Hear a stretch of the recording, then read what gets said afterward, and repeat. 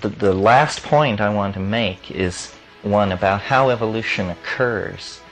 It isn't that a mutation happens and it confers greater adaptability upon an individual, and therefore that individual and his offspring numerically gain over competitor individuals of the same species. This is not how it works.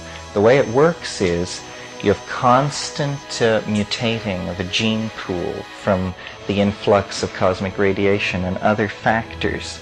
There is always a low level of mutagens, of mutants in a population, but they are of no consequence as long as the selective parameters remain the same. But when the selective parameters change suddenly, these individuals who were previously masked in the general population, the selective advantage that they have now comes immediately to the fore, and they act very quickly and critically to send the evolution of a given species off in a different direction. This is why the fossil record progresses in fits and starts, because sudden shifts of environment cause the apparent emergence of new types. It isn't that they cause it, it's that the new types were always there, but not with any advantage. It's that the new situation has conferred a sudden advantage on them, and they are moving then into positions of dominance in the population or the society, if we're talking about human beings. I think that the psychedelic experience is like that at the present level.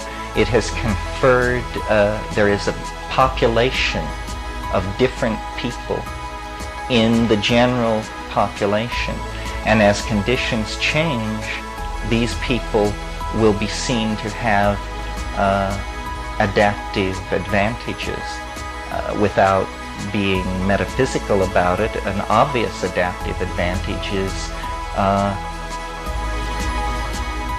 what I call the deconditioning effect. That we live in a jungle of propaganda, you know, buy this, believe this, wear this. If you have a symbiotic relationship with a deconditioning agent, you're much more likely to thread your way through that with your soul and your bank account intact. So this is one way of thinking of it. That what the psychedelics really do, I think, is release us from cultural machinery and put you right up against the human essence and say you no longer have to pretend that you're Scotch-Irish or Witoto or Jewish. You can actually explore the human modality independent of the inertia of these exterior labels. And so it places responsibility, it raises questions of validity, existential